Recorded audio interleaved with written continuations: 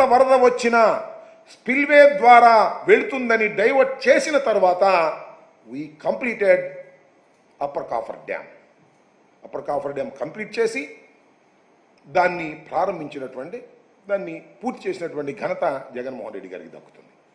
ఆ తర్వాత lower coffer dam కూడా నేను మనవి చేస్తున్నా. లోయర్ కాఫర్ డ్యాంలో పెద్ద విధ్వంసం జరిగింది, నేను మనవి చేస్తున్నా. ఆ 2 గ్యాపుల వల్ల వాటర్ వచ్చేసి 2018లో 2019లో విపరీతంగా వాటర్ వచ్చేసి విధ్వంసం, పెద్ద పెద్ద ఇసుక గుట్టలన్నీ లేచిపోయాయి, పెద్ద అగాధాలు పడ్డాయి.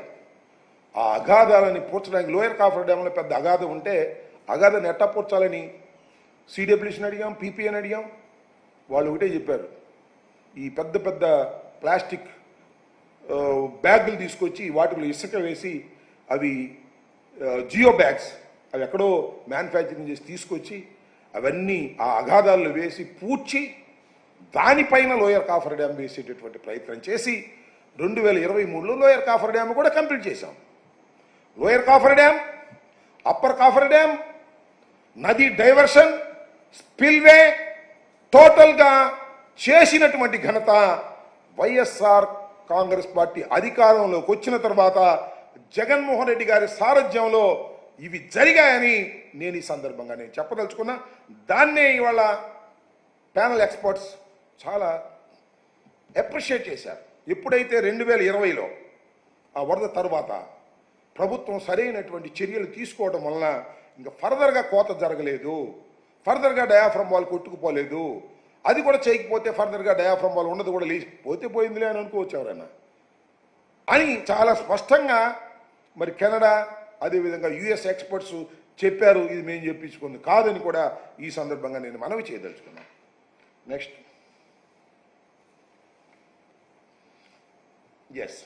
ఎగువ కాఫర్ డ్యామ్, దిగువ కాఫర్ డ్యాములను రక్షించడానికి రాష్ట్ర ప్రభుత్వం విశేషంగా ప్రయత్నించిందని పేర్కొన్నారు.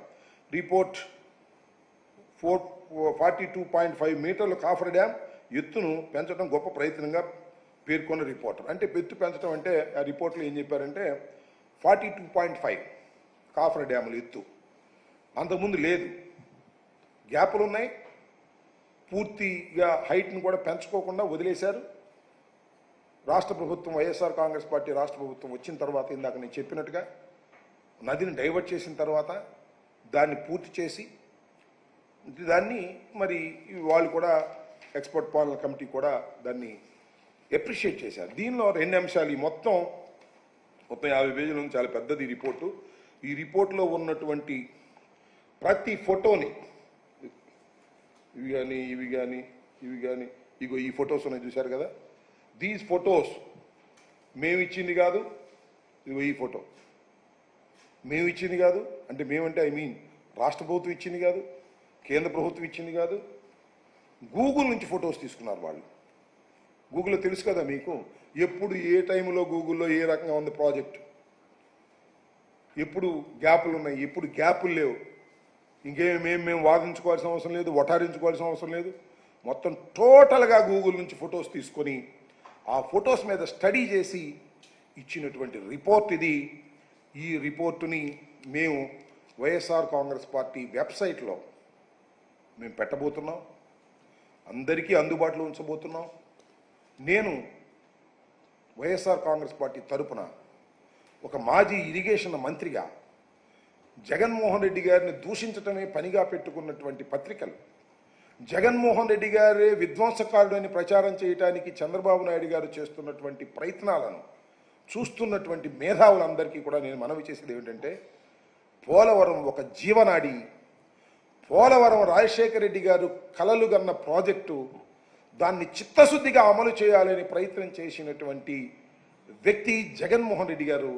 కాబట్టి మొత్తాన్ని మీరు స్టడీ చేయండి, ఎవరు తప్పు చేశారో ఎవరు రైట్ చేశారో చాలా క్లియర్గా అర్థమవుతుంది. మేధావుల్ని కోరుతా ఉన్న రిటైర్డ్ ఇంజనీర్స్ ఉన్నారు, వాళ్ళు కూడా చూడండి.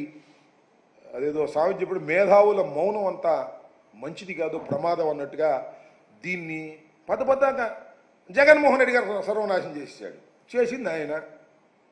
జగన్మోహన్ రెడ్డి గారు నాశనం చేశాడనేటువంటి మాటలు చంద్రబాబు నాయుడు గారు మాట్లాడటం చాలా దుర్మార్గమైనటువంటి విషయం.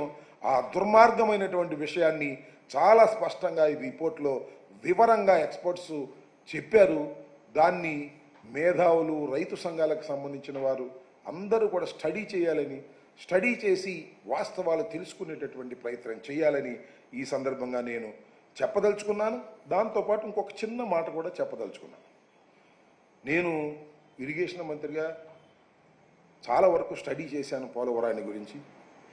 ఈ రిపోర్టు మీద కానీ, పోలవరం రిపోర్టు మీద కానీ మాది తప్పు అనుకునేటటువంటి ప్రచారం చేసేటటువంటి చంద్రబాబు నాయుడు గారు చర్చకు సిద్ధమేనా అంటే చాలామంది అనుకోవచ్చు, చంద్రబాబు నాయుడు గారు ఎక్కడ, అంబటరామ గారు ఎక్కడ, ఊరిని సవాల్ చేస్తే సరిపోతుందా అని. ఆయన కాకపోతే మీ ఇరిగేషన్ మంత్రి, చెప్పండి, చర్చిద్దాం. మాది తప్పు లేదని గుండె మీద చేయి వేసుకొని చెప్తున్నాను. తప్పంతా మీది అని కూడా గుండె మీద చేయి వేసుకునే చెప్తున్నాను. దుర్మార్గం చేసింది మీరు అని కూడా నేను చెప్తున్నాను. చర్చలు అంటే ఏదో మీరు మా ఇంటికి రావటమో మేము మీ ఇంటికి రావటమో ఘర్షణ వద్దు. మీడియాలో అయినా సరే చర్చించుకుందాం.